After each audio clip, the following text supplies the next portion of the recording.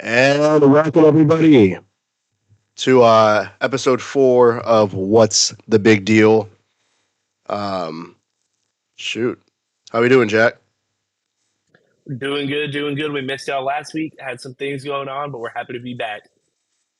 Big, big week for all kinds of football, for college football, for the NFL, and I say we're gonna get straight into it. We're gonna hop into college football. Last night, um, thank the great heavens, we are done with the AP committee. The committee They're that they're refuses still to watch ball. It's it's terrible. We are done with the AP on the screen.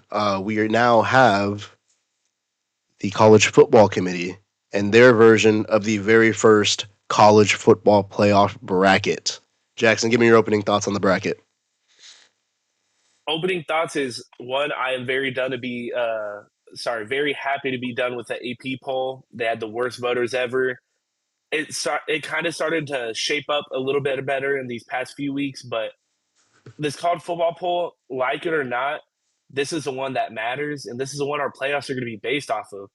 And personally, this first rendition of it, I really don't have an issue with it. You could argue a spot or two maybe being moved up or down, but nothing is outlandish. Everything is uh, pretty solid in my opinion. Yeah. The biggest thing that I think sticks out to me is where Oregon is placed here at number 9. And I think this is really them, like, I haven't seen it done often, but it's like they're, because usually I'm the kind of guy, which I agree with, where if you beat a team when they're hot and when they're good, that win and the value of that win should stay. But like we're seeing with Oregon, that Penn State win is not the same win it was, and it's carrying weight and it's leveling even in here on their number 9 seed. Looks like that win is starting to lose value here, and that's why Oregon is 3 spots down in the bracket compared to the actual college football playoff poll. I feel like that ranking is actually very fair Yeah, in my yeah, I opinion because agree. yes, that that that Penn State win was supposed to be their win of the season, their marquee win that carries them through the playoffs. But the thing is, going into that matchup between Penn State and Oregon, Penn State hadn't looked very well in the first place, and we didn't know how good of a team they were. Following that matchup, they've just kind of proved the team they are. I mean, it sucks to lose Drew Aller, but it's what happens. They just shown they're not a good team. Hmm. And now for the Oregon team, it's kind of looking like, yes, you got that win, but it doesn't really add much to your resume. Now you don't really have any good wins on your resume. Hmm. And another issue that I kind of have with this is I feel like that in this poll, they're kind of projecting. It's like they're looking into the future. And I'm going to talk about specifically with Notre Dame, which I believe they are one of the 12 best teams in the country. But I feel like they're projecting in this spot. And you're going to see in a little bit, we do have them in our bracket. Um, but it kind of just feels like they're playing into the future here. I mean, I think that that realistically, bracket wise, Notre Dame can come in the next 2 weeks. I don't feel like they've done enough to warrant being in the bracket at 10 because it's like, cool, what your best win is number 19 USC. It's a good win, but you look more at these teams that are behind them, they have showed more. I mean, I get it. Um, what do you call it? They lost to the number 3 team in the country, and then they also lost to, I believe, who's now the number 18 team in the country in Miami. It's kind of, you drop off a little bit once Miami's not that hot no more. And I just think that in the terms of because Notre Dame's been a talking point all season, not just for us, it's been for everybody as well. But I just feel like we're looking too much into the future with Notre Dame. And I don't think they're too I, deserving of a spot right now. And I think they will be. I think they will be, just not yet. and you know what? I truly agree with that statement, but it's also kind of a hard. And that's what they've done with the 12-team playoff is that when you look at the rest of Notre Dame's schedule, you could argue that their hardest matchup left is going to be Pittsburgh, and even then, you could consider that a solid win, Mhm. but that's not really the stamp your foot on when you want to base a college football playoff team off of. And we do respect them, of course, for scheduling those hard non-conference games at the beginning of the season. But they didn't win them. Yeah, And to punish Oregon for not having a good win, and then to have Notre Dame right behind them without a good it's the win same thing. and two losses, I think is kind of difficult to do right Mhm. now. I can understand, like you said, in 2 weeks, but right now, I would have them probably in that 12th spot. Yeah, and honestly, they would. We'll look at it in our poll, but another thing that what do you call it is that Notre Dame again. I know big talking point on Notre Dame. They don't control their own destiny. We'll get into it in a little. Actually, we can get into it right now. The two bubble teams you can't see it on the screen, but it's Oklahoma and Texas. Oklahoma gets to play Alabama. They have a chance to go knock off the number 4 team in the country. Texas has a chance to knock off the number 5 and or the number 3 team in the country. So these are two teams that if they win out, they're in, and Notre Dame's not. So I mean, it's like we talked about this in week 3 after they lost to A&M, is that you don't control your own destiny, and you're going to see it a lot more as the season goes on. And we're getting ready to see it right now. This is where the season ramps up these last 4 weeks, these last 4 or 5 weeks. Hey, and we're going to find out. Does Notre Dame squeak in? I can't tell you for certain right now. We There's like these bubble teams. I mean, these bubble teams have prove it games, and they have the opportunity to go prove it. Will they prove it? We don't know yet. That's yet to be seen. But Notre Dame sitting here at 10 One in the CFP bracket, no destiny. They don't control it. one thing I wanted to get into with these bubble teams is the fact that if Texas continues at the rate they're going, and personally, as a Texas fan, I know I sound a little biased, but I'm gonna try to be very realistic here. I don't think they win against Georgia and A&M, but I do think there's a good chance they beat one of those teams. And at that point, you assume they get the win over Arkansas. You look at it, Texas has a very strong chance of being a 9-3 SEC team in the playoffs. Because when you look at it, at that point, Georgia's strongly in the top 10 at the number 5 spot. A&M's number 3. If they beat either one of those teams, that severely boosts their resume. And their three losses would be a Georgia or A&M, who are top 10 teams, Ohio State, who's number 1, and then Florida is a bad loss, yes. But when you look at this back half of this 8 through 10 spot, almost all these teams are going to have 2 losses, and you could make a strong argument for a 9-3 Texas getting in. Yeah. Um, I'm a believer that I don't think a 9-3 team should get in. I think that if Texas wants to firmly get in, either they need to win, either they need to win the SEC, or they need to. I don't know if I can see a 9-3 team getting in. But obviously, We had this things can conversation. happen. I mean, like I think if you're 9-3, you don't control your own destiny. You're gonna have to bank on other people slipping up, and you're gonna have to bank on upsets and all that kind of stuff. But I mean, they have every opportunity to go make it. So I agree, but this is exactly what happened last year with the ACC. Clemson ended up beating SMU mhm, in that championship game, and SMU's resume was good, but they were a 2 loss team, and everybody, well, they shouldn't be punished for playing in their title game, even though they kind of got whooped up on by Clemson. So they put that 10-2 SMU team over a 9-3 Bama. SMU got rolled first yeah, round. and Like, this is a different committee than it was it last is a year. different committee, and I think they want to look at how it was last year, Hmm. and that's why they changed the way the seeding works, Yeah, where it's not the conference championships getting the bye anymore; it's just the top 4 teams straight up. yeah. And I think that is something they will heavily consider after the way SMU played in last year, Hmm. because they 100% regret not putting Bama in. More money, more eyes, and for my money's worth, it was a better team last year. Yeah. I think if a 9-3 team gets in, that it should be that third loss should be in your conference title game. I don't think there's any way that you can be a 9-3 team, get in with 3 losses plus a conference loss or plus a conference title loss. I think if we're gonna put a 3 loss team into this playoff, that third loss has to be in the conference title game.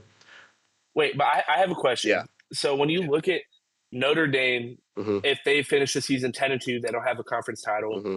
Like, I'm just using Texas as an example because they're the first team out right now. Hmm. And if Texas is 9-3, Hmm. they don't make the SEC title, but their only losses are to Ohio State, Georgia, not Georgia, sorry, A&M, Ohio State, A&M, and Florida. Do you think the Notre Dame should be in over them without any good wins? when Texas has two top 10 wins up to this point, and they're going to have another one if they beat Georgia. I think that's another thing where it's you compare the two, but I feel like some outside interference has to happen. Like I mean, honestly, But I don't have an answer for that. I really don't. I mean, I feel like, at least in my opinion, if we're going off of strength of schedule, top wins, it's pretty simple. Notre Dame couldn't beat the good teams on their Mm-hmm, schedule. And yes, Texas lost to two of them, but they also, at that point, would have a top 5 win and two top 10 wins mm-hmm, because Oklahoma was 8 when we beat them. Vandy was 9. Georgia would be top 5 or 6 whenever we play mm-hmm. them. So The thing is, I I agree. feel like at I that point, oh wait, finish. I'm sorry. it's a punishment to Texas to have Notre Dame over them, even though Mm-hmm. Notre Dame hasn't done anything to prove that Yeah, so far, and the thing is, except the eye test. yeah, I do agree with you, and that's what I want to talk about. I want to talk about the eye test because the committee is already showing the eye test on Notre Dame. So it's do we think a 9-3 Texas gets in over a 10-2 Notre Dame? We can argue that. What does the committee think? The committee has already shown how high they are on Notre Dame, that they're willing to look past the losses. I think the committee would put in a 10-2 Notre Dame over a 9-3 I Texas. I think you're right, but I hope from what I've seen so far with this, they are valuing strength of schedule a lot. They are valuing head to head matchups, and at that point, I think it'd be kind of stupid Mm-hmm, because Texas at that point would have 3 top 10 wins. Notre mm-hmm. Dame would have 0. Yeah, I don't know what else to say. I do also think in that scenario that there has to be some bogus that happens around college football and the teams above them. I don't think that we get into that situation if things go the way they're supposed to. But it's college football; things never go the way they're supposed to. But I will say I have like an alternative answer to your question. I think let's say it's a 9-3 Texas losing in the SEC championship over a 10-2 Notre Dame. I think that Texas team gets in. Well, the thing is, Texas would be they wouldn't be 9-3 in the SEC championship because if we Oh go yeah, nine you and know what? You know three, what? Yeah, you're right. yeah, So that's kind of yeah the they'd be only sitting way at 10-2. Texas goes to the Or SEC championship is if we win out and Bama wins yeah, out. That's sorry, the only way. sorry. I mean what do you call it? 10-3, 10-3. Oh Assuming yeah, yeah, 10-3 is what I meant. My a fault. 10-3 Texas would get in 100%. Yeah, I mean, that's not really a question, but also but it's kind of rough at that bubble area because you're going to assume the top 8 spots are going to stay pretty similar. I do see if Texas Tech loses kind of handedly to BYU this week, I could see them dropping to 13 or 14 because mhm, they don't really have a win to hang their hats on except Utah. yeah, I'm starting to So you feel could see like them sorry. Go ahead. you could see them kind of filter out, and then that makes room for someone else to go up because right now when you look at the bracket like we have on the screen, it's going to be the sorry, I'm just checking real quick to make sure I have it correctly. It's going to be that Virginia team for the ACC, Hmm. and right now we have Memphis, like not we, but the committee has Memphis there right now. Those teams they have to have an ACC team and they have to have a Group of 5 team. Hmm. Those 2 spots are taken. So what's open is that 1 through 10, and if you do see A&M drop out, not A&M, sorry, Texas Tech, there is room for a Notre Dame and a Texas to get in, but I don't know how likely that is. Yeah, it's starting to look like it's going to be different from last year. It's starting to look like we're going to have two Big 12 teams in this, and the ACC will be represented only by its champion. Whether that's going to be Louisville, Virginia, maybe even Tech still, we don't know. But it's really looking like the ACC is going to have that one conference champion, and that the Big 12 could possibly get two in. Whether it'll be BYU, Tech, Utah, we're not too sure yet. Luckily, a lot of these Big 12 teams play each other. So we're going to find out pretty firm and handedly who's going to take that conference title and who's going to firmly be in on the Big 12. But any I think right now, yeah, go when on. you look at the Power Four, there's going to be around 4 to 5 SEC teams. There's going to be 3 Big 10 teams because I don't see anyone else in the Big Ten sneaking in except Oregon, Indiana, Ohio State. Hmm. There's going to be about 2 Big 12 teams. I think it will be the 2 people playing in the conference championship. And I think ACC, they're kind of getting a spot taken from Notre Dame. That's kind of how they're Hmm. treating Notre Dame. Yeah. Because when you look at it, Notre Dame basically has an ACC schedule. Nothing too crazy. They had 2 hard out of conference games, quote unquote. But Honestly, when I was younger, dude, I thought Notre Dame was in the ACC. like when I was real young. I didn't find out they were an independent until like I actually started watching football because that's all they do. All they do is just play ACC. That's what their schedule is, ACC, and they'll schedule two hard out of conference, quote unquote. But Yeah. I don't know. It's really just at the beginning of the year, I disagreed with you on the Notre Dame should be in a conference issue. At this point in the year, I'm really agreeing with you Hmm. because it just makes it so hard to judge. Yeah. And especially if I don't like going back and saying a win isn't good because the team you beat Yeah. kind of struggled down the line.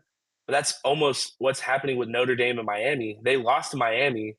That loss doesn't Yeah. look as good at this point. Miami's kind of struggling a little Yeah. bit these past 3 weeks. Exactly. The same thing with what do you call it? Oregon and Penn State. But um yeah, I mean, I feel like we're just talking about Notre Dame a lot, but it's like they were a big focus of this because of their early losses, because they're not in a conference, because they don't get that automatic bid. They have to fight for a bid. But I do want to say one thing when it comes to the Big Ten is do not sleep on the Iowa Hawkeyes. I feel like if some things go down, like we said, some shenanigans go down, how shenanigans usually happen in college football. Don't be surprised if Iowa sneaks in. I mean, because honest, I'm I would be very surprised. I think Iowa is better than people give them credit for, but I just I don't see them getting through Ohio State or oh Indiana. no, I really definitely don't. not. I'm not saying they'll do anything when they get in. I'm just saying they might. I believe they will be one of those bubble teams when it's all said and done, where we're gonna have to watch the final selection show to see if they get in or not. Or they could just go to shit and they could just make me look like an idiot. But we give takes. Some are right, some are wrong. I feel like Iowa's starting to get away from the shit show games. They're starting to actually put up some points. So So when you look at it, for that situation to happen, Oregon would basically have to drop out and Iowa would kind of replace them in that scenario. Do you think that happens? Because the way their schedules are laid out now, Ohio State, even if they lose a game to Michigan, they're probably gonna make the Big Ten championship. Indiana already played their harder games; they should make it as well. So if those two are the locks for the Big Ten, mhm. do you think there is a chance that Oregon kind of falls off and Iowa replaces them? Yeah, that was going to be my next point. If this Saturday, it's my birthday. You guys want to wish me happy early birthday? You don't have to. But on Saturday, Oregon goes to Iowa. The weather is going to be absolutely terrible, and it's at Iowa.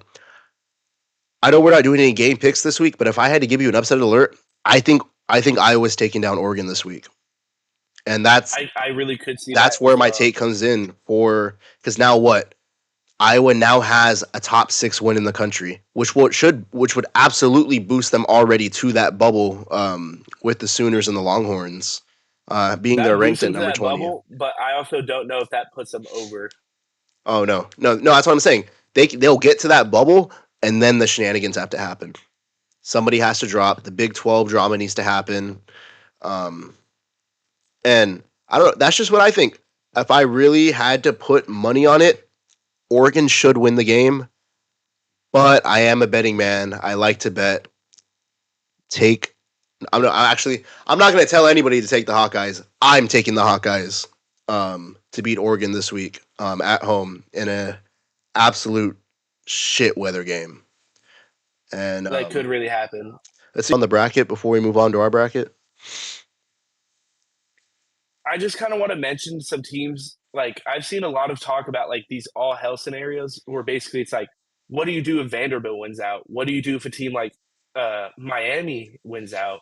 Like in situations like that, it's going to make it really rough for those bubble teams. But that's something that I try not to think about too much because you look at these bubble teams, kind of the 13 through 20 range. All that's going to figure itself out. They play conference championships coming into play. Conference record comes into play. I just try not to think about too much of the hypothetical there because, like we said with the AP poll at the beginning of the year, it looked really rough and it started to get better. I think this starting poll is much better than the AP ever Oh was. yeah, But even this poll will get better and better each week. The more matchups we have, the more games we have. So I just try not to worry about that too much. yeah. Um, All right. I don't have any more closing thoughts. I think we said everything we need to about the committee's poll. But we all know that when it comes to either the committee or the AP committee, that their polls, quite frankly, they're not the correct polls. And go ahead and put up the what's the big deal first installment of the college football bracket, and we have a lot of the same things. We do. I think our biggest change we have is our group of five pick. Before this week, I was talking to Jackson, and I thought Navy should have been that pick, and then North Well, no, no, Texas. no. Wait, Okay, let's make this clear real quick. Before Navy, you had said on our last episode that USF would have been your group of five pick. And do you remember when I told you how overrated they were and how they hadn't mhm. beaten anybody good? And you know what happened that next week? They lost to Memphis. They get whooped by You want Memphis. to know? They lose to You want to know Memphis. what the craziest thing is, though, still about that? Because I agree with you, and you're right. Is that USF is still the group of five favorite, even with a loss to Memphis. They're still the group of five favorite. And that's a lot of the eye test that we were talking about with this committee is they're not just analytically looking at the game. They're not just focusing all in on their eyes. They're not just looking at what's on paper. They're taking everything into account, and the eye test is a big part of that. And that's kind of why they have Memphis as their bid. Mm-hmm. And when you look at the AAC, it's Navy, Memphis, USF, UNT, North Texas. Sorry, UNT is North Texas, but I'm just clarifying. They have all those teams are all one loss in their conference, so we kind They're of need these yeah. last 3 weeks to play out. And I think whoever that group of five spot, there's a 90% chance it comes from that conference because those are Oh no, mostly yeah, good group of five teams, except maybe James Madison, in my opinion, is the only one that can maybe sneak in there yeah, outside of that conference. yeah. And we were Jack. I don't know if you actually were watching the show last night, but I was actually sitting down watching it, and what do you call it? Um, I believe it was Reese Davis, Joey Galloway, and I forgot and Booger McFarland. I know they had Yeah, Booger yeah, McFarland on for about yeah. half the show. I don't know if he was there I the whole believe he time. was. It was Booger McFarland, Joey Galloway, and Reese Davis. And what do you call it? They were throwing in all of the aspects of they have this new formula. It's I don't know what I can't remember what it's called, but I do know like what it consists of. It's where it's this new formula that they had from the one they had last year, which we're already seeing is a lot different, and we obviously like it more.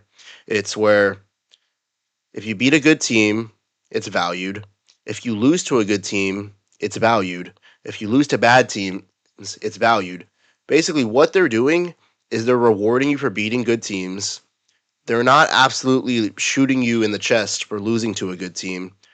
You're getting shot in the chest for losing to a bad team, and um, they're using strength of record, strength of schedule, and strength of common opponents and head to heads, which is the way it should have been last year.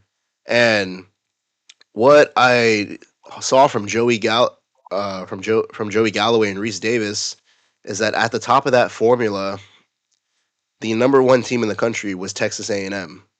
And that's where I think this eye testing is really flowing in because it's not just on the formula, it's not just on the analytics. If it was on the formula and the analytics, we'd have A&M at number one. But obviously, the committee believes at this point in time that Ohio State and Indiana are better teams. And that's why, and honestly, I do agree at this point. I'm not just clarify that I'm not fully biased. Yeah, I think, I mean, well, A&M's receiving first place votes in the poll. I mean, it's nothing crazy to say. I think there was a possibility I they could think have been I number think one. when you look at those top three, the biggest thing is Ohio State hasn't played a close Mm-hmm. game since Texas week one. Indiana has played a close game or two. They kind of had a close game with Iowa there. Kind of the same thing we're predicting might happen with Oregon. They had a close game there with Oregon. Of course, they pulled away at the end, beat them by 8. But when you look at Indiana, I think when we talk about the eye test and like how if you went off of only analytics, A&M would be one. I feel like eye test to me, Indiana looks better than Ohio State at some points. Indiana just blows out whoever they play week in, week out. Especially, I think it was 2 weeks ago now. They played that UCLA team that kind of was putting things together after the Slaughtered firing of their them. head coach. They slaughtered them. UCLA had a lot of bettors taking, hey, they might cover, they might even win. Kind of the same way that happened with Penn State. Nope. Hmm. UCLA, it was 47-6 or something like that.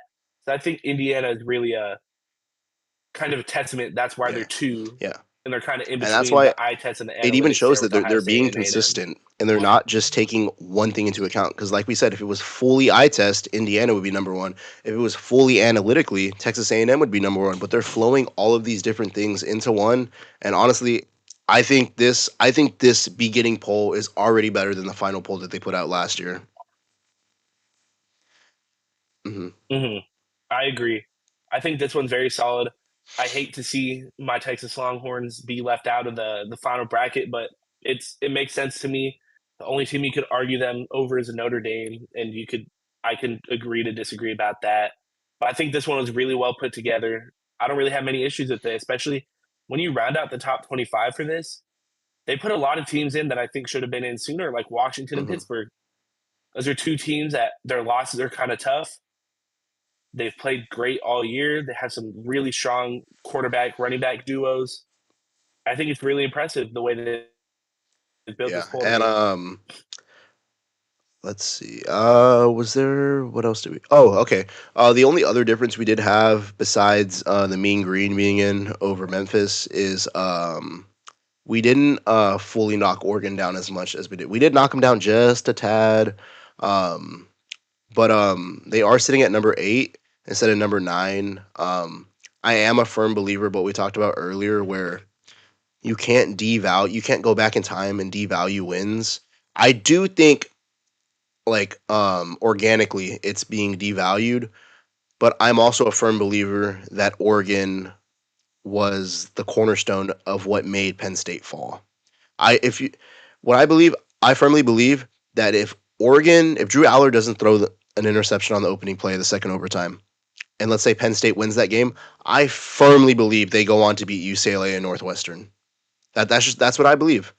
And so I don't think that Oregon should be penalized for slaying. I don't want to say slaying a giant, but knocking out the giant's feet, and then the giant tumbles all the way down the hill. That's what Oregon did. And so I didn't feel like that, or we didn't feel like that. Oregon should be knocked down as much as they were, and so that's why they're sitting at that 8 spot instead of the 9 spot in the CFP committee poll. Yeah, and then everything else kind of when you look at this, when you look at the actual rankings, they have it first to 25. There is no group of five team in that top 25 that they have. And the highest ACC team is that Mm-hmm. Virginia team at 14. When you look at the bracket, like we said earlier, you have to have that ACC champion and you have to have a group of five champion. That's kind of why we have them Mm-hmm. slotting in there at 10 and 12. I think, like I said, it could be any of those AAC teams. I think for my money, North with how their QB is playing, I think he just threw for Never started a high school game. 600 yards a week ago. I just think never started a high school Oh, game. definitely, He's a bigger definitely. school. Just they've looked really good to me so far. Like I said, whoever comes out of the AAC is most likely going to get that nod. The only other option I really see is a James Madison. Yeah, and I do want to say again. I know we were talking a bunch of trash on Notre Dame, and then you look at our poll, and we have Notre Dame at 11. Notre Dame shouldn't be in. I feel like they're a placeholder right now. Everybody has just decided to shit the bed the last 2 weeks, and there was just nobody that I could throw in right now over Notre Dame, unfortunately. And I sound like a Notre Dame And hater, but when you look at it, that Notre Dame spot would have gone to Georgia Tech if Georgia Tech didn't shit the yeah, bed. exactly. But Notre Dame is sitting in the big deal poll. We're not too proud of it, but it's also not our fault. Everybody just decides to shit the bed one week, and we're forced to put them in. But I doesn't mean they'll stay there. But let's see. Do we have any closing statements here about this opening poll? I think we kind of touched on everything. I think this week our college football segment definitely was a little bit shorter. Hmm. No fault of our own, I would say. It's just this poll really wasn't anywhere as egregious as the past Hmm. AP polls have been. Every time we've had big differences that we've had a lot of discussion about, this one was really solid. I know I'm not trying to meat ride these college football committee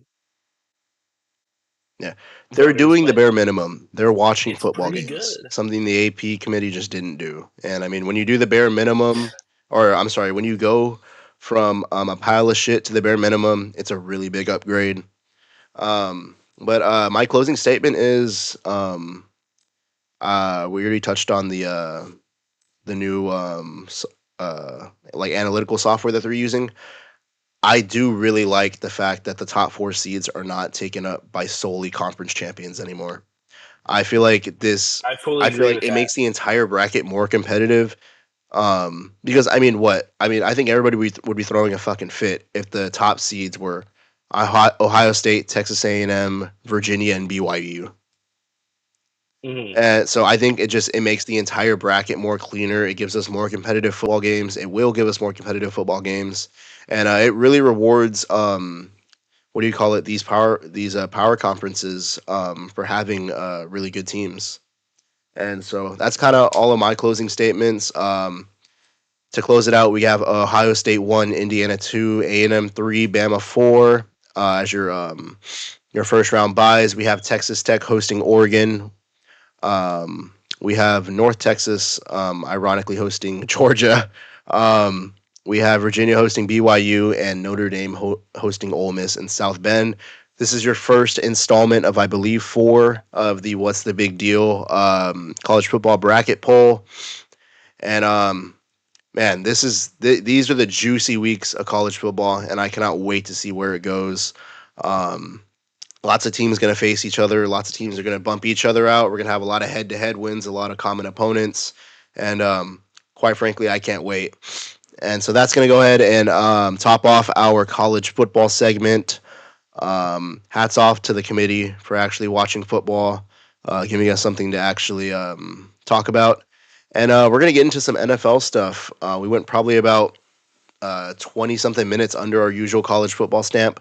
But as the season goes on, things get more serious. Teams get thrown out.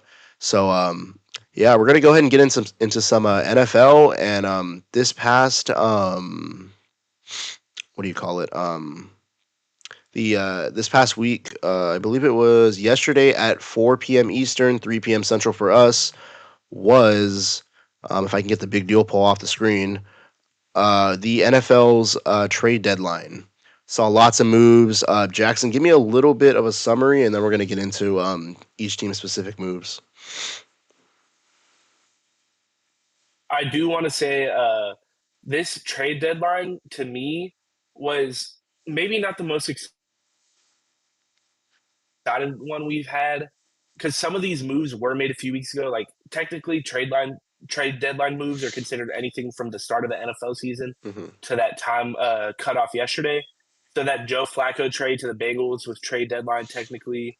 Just things of that nature that are kind of smaller trades to not as up and coming teams in our minds.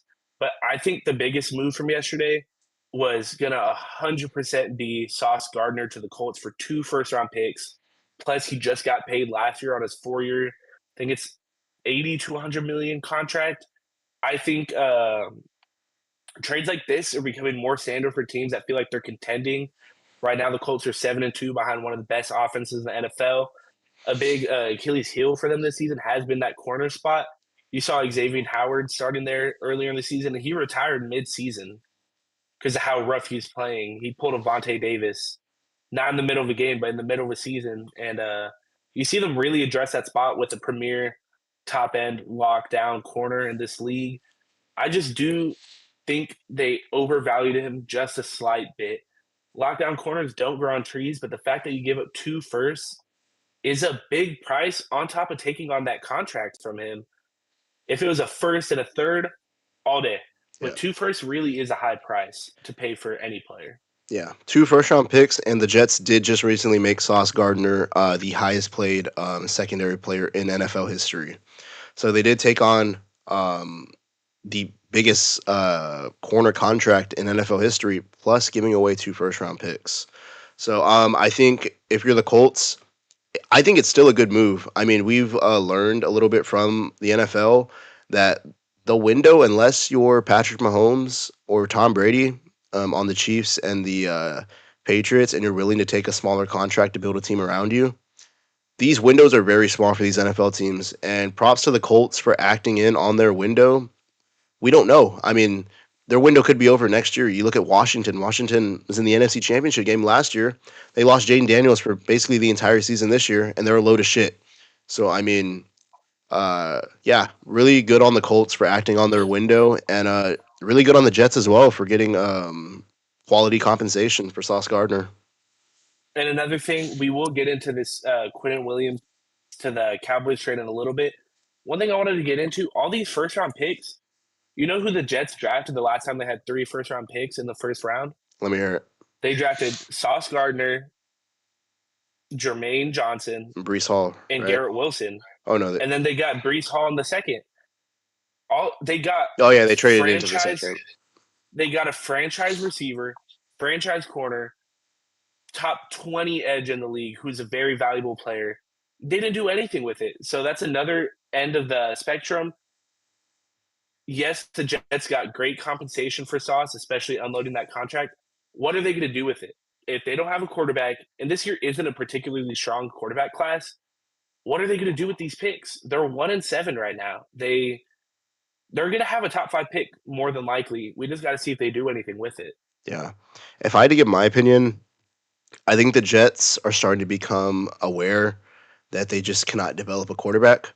And I saw, I'm trying to think of who it was. I believe it was somebody on Get Up, and they were talking and they were saying that unless your name is Josh Allen, Patrick Mahomes, Lamar Jackson, Joe Burrow, or Justin Herbert, the Jets can go get anybody they want if they're not one of those 5 guys. They have I think it's is it 5 or 6 first round picks in the next 2 years, They have 5, I believe, because I think they have 2 upcoming this year, and then they have 3 in 2027. and then they have three either 3 or 4 second round picks. Like they Mm-hmm. have the potential to go get their guy at the quarterback position. I mean, granted, if you run a football organization, you should be able to develop at least one quarterback in the last 25 years. They can't. You would No one think. seems to know why, but um, I think the Jets, good on them for realizing that they're in a rebuild stage. A lot of teams just are in denial for a year or two that they don't need to rebuild. Jets realize it early. They're getting it done, and they're getting compensation for their stars while doing it. So I think it's the start of a really good, strong rebuild for the Jets. And then, kind of staying on the Jets fire sale topic, the next trade to be talked about is Quinnen Williams for a first round pick, a second round pick, and Mozzie Smith to the Dallas Cowboys. I think this is a slightly better compensation on the Cowboys end in what they're getting, because they are getting about the same. They're getting a top 5 player at his position at defensive tackle, more specifically nose tackle. Kind of playing that 2 to 3 technique, not head up, but he's a great pass rusher, great run stuffer. I think he has a top 5 PFF grade in run stopping. One thing I am happy about is that instead of giving him 2 firsts, we're able to slide in Mozzie Smith in there in a second. Mozzie Smith has been nothing short of a terrorist for the Dallas Cowboys. I am happy about that, but the thing is, we are giving them those picks, and what the deal is for that 2027 first round pick we're giving them is we have our pick and the Packers pick for the Micah Parsons deal. We're giving them the better of those picks, and if we're doing kind of bad that year, that pick could potentially be a top 15 pick that we're giving them. Wait, I'm sorry. You said wait, the Jets got the Packers pick or they got our pick? No, they get the agreement is that they get the better of the picks. So it doesn't matter Oh. whose pick it is. If we're better than the Packers that year, they get the Packers pick. If the Packers are better than us, they get our pick. See, initially Schefter put out that it was the Packers pick. So good, good. No, it is. I didn't know that. That's ooh, yeah. And I think we did pay a high price. I think it's something I'm not mad about at all, because when you look at it, the Micah Parsons trade basically got us Micah and a second for a first, Quinnen Williams and Kenny Clark. And if we had just made that trade initially, everybody would have said everybody would have said it is much more even than it looked like on paper. Hmm. Because the fact is, even with Kenny Clark and Quinton Williams on our roster, that's a solid 15 million less than we'd be paying Micah every year for two premier defensive tackles. I know Kenny Clark is towards the tail end of his career, but still, Quinton Williams is, I think, 28. He's in the prime of his career. He's only in his sixth year, I believe. And he was an all pro about 2 seasons ago. Yeah. I do think this is a really good trade for Dallas. My only issue is there's more to be fixed than just obviously Quinton Williams right now is like putting a band-aid on a crack in the earth. Mm-hmm. This trade means and does absolutely nothing if you don't go into the draft and into free agency and fix your defensive struggles and re-sign George Pickens. If you don't do all of those, this trade does absolutely nothing for you. And what do you call it? Jerry Jones has shown changes. I mean, he did say last week that why would he be focusing on fixing the Cowboys' defense when he's working on his billion-dollar oil company? That's one thing you absolutely don't want to hear from your owner. Um, but yeah, I think that if Jerry Jones can wake up, fix what he needs to fix, this trade can be one of the better trades the Cowboys have made in recent history. And I It have can be. Sorry, let me. You can finish. My bad. yeah, and because as it stands right now, cool. You got Quinton Williams, you got Kenny Clark. You could probably stop the run pretty well. Your secondary is a fucking dumpster fire. And yeah, we are gonna get what do you call it, Obershone back here, and I believe next week's game. And then we also have what do you call it, our rookie coming back. We get Josh Butler coming back as well. You do have some secondary help. Obviously, these guys aren't Pro Bowl, All Pro level guys aside from Overshone, but it's help. And I think that if you're Jerry Jones, or what I believe is that if Jerry Jones is going on and making a trade like this, I think it's the start of something. I like to hope it's the start of something because, like I said, I'm like a broken record because I feel like Jerry Jones, his old ass, has to hear it this many times. If you don't fix what else you have to fix with this defense and re-sign who you have to re-sign, the trade would do absolutely nothing for you, and you're just going to waste Quinton Williams' prime years, which you And should that's absolutely that's not what I do. wanted to harp on right after you is that the fact is our defense has been very injured this year. Nobody really brings that up. The fact is that last week against the Cardinals, I know it was a rough loss. We looked terrible defense specifically. Offense wasn't perfect either, but defense was still the main issue. We got Kalen Carson back, who was a third round pick, I believe, last year. He Yeah, played very solid. He had zero catches, zero anything allowed. He's playing mostly the nickel. He's a better corner than we've been putting out there with Elam. We got him back. We have Siobhan Revel, who should have been a first round pick. He's a second round pick for us. We get him back right after the bye week.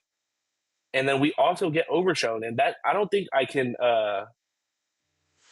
quantify how big of a deal that is for our defense, considering the fact that when we don't have him out there, we're shrouding out dudes like Kenneth Murray, who literally cannot read a puller, hit the gap at any speed to save his life. He just watches the puller goes by.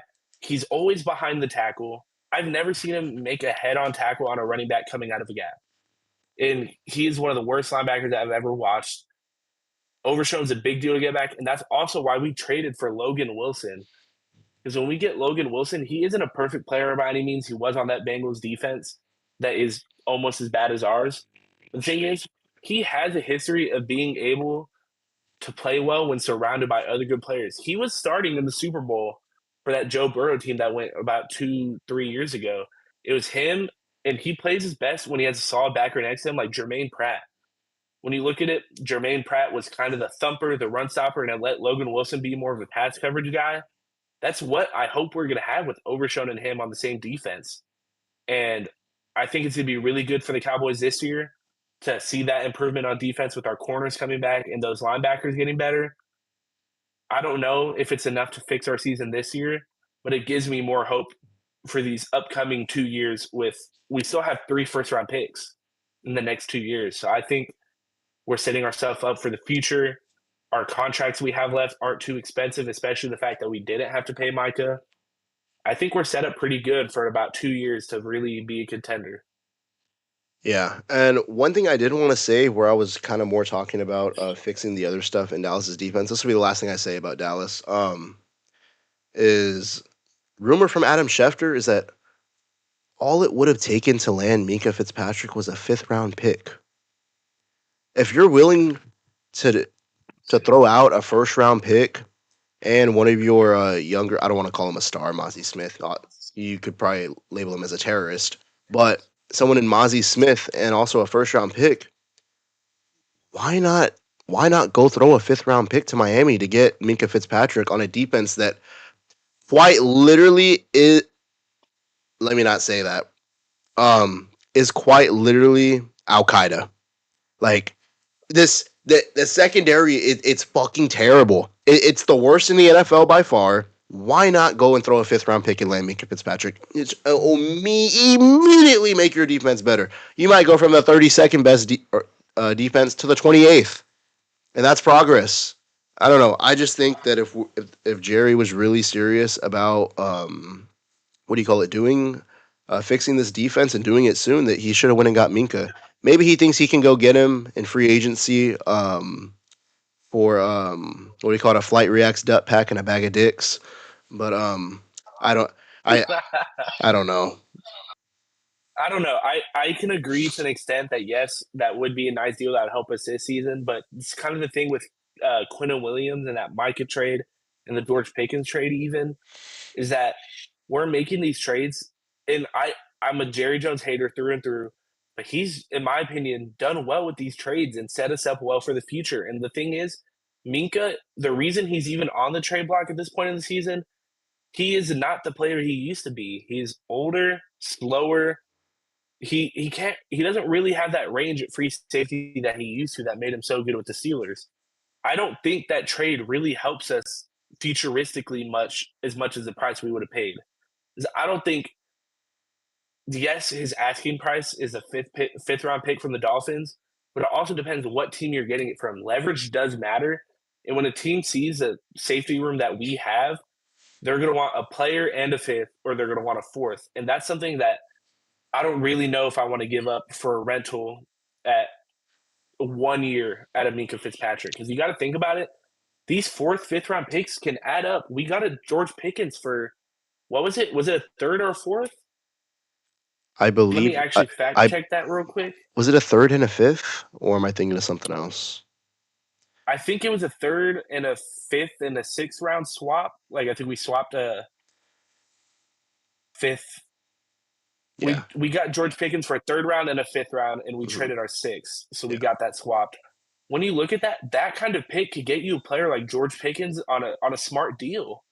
That's what we got, and you got to think about it. We've drafted players like Dak Prescott in the fourth round, and I don't know if I would want to give up an opportunity like that. I know nothing's for sure in the draft, nothing's for sure when you're trading, but that's just not really a deal I would be willing to make.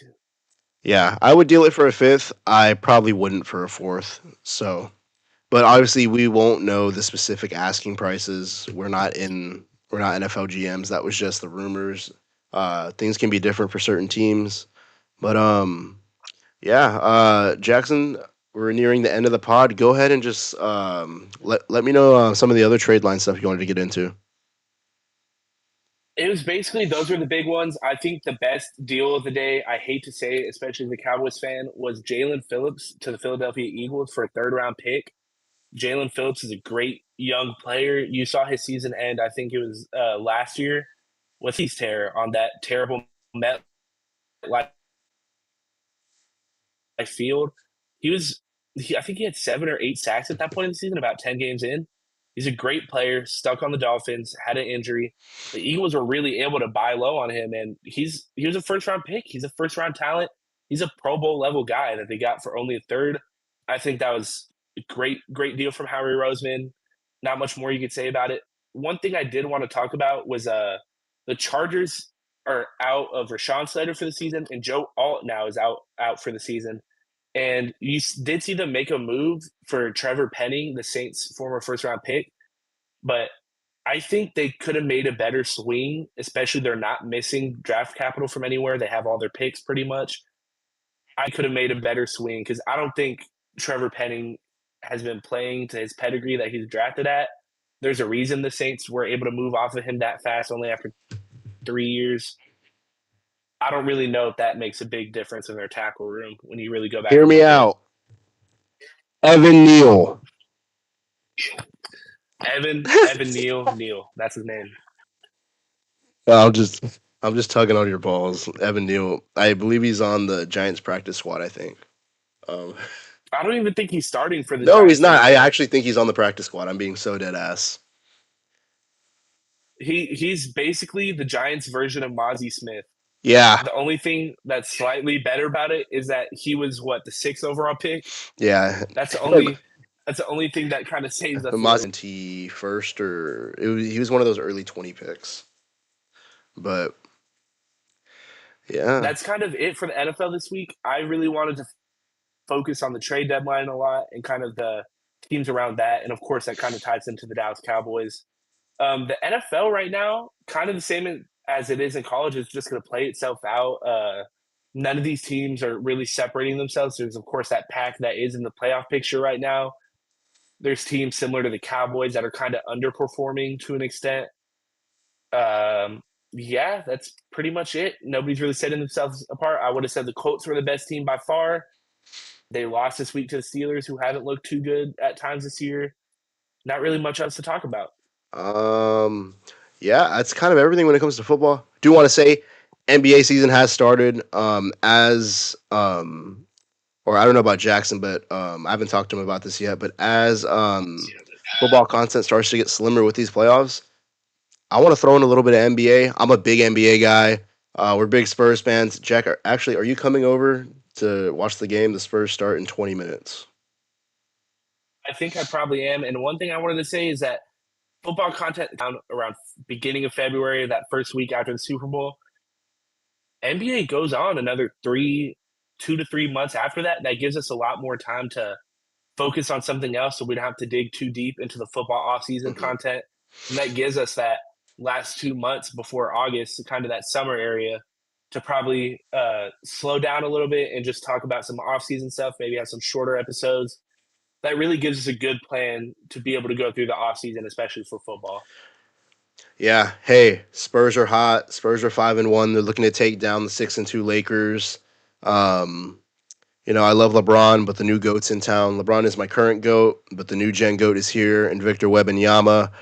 Jordan's a Okay, goat. all right. Jordan's a We goat. can get it. I'm We just can get saying. into this on a later episode because the podcast will never end. Ooh, Um, you know it's a good idea? what? Have a full Jordan LeBron debate first first video after the off season starts. We could probably get into that because I feel like that could genuinely go for as long as a podcast episode just on that singular topic. I think we could push 2 hours on that topic alone. Yeah, probably. But that's kind of all. Um, what do you call it?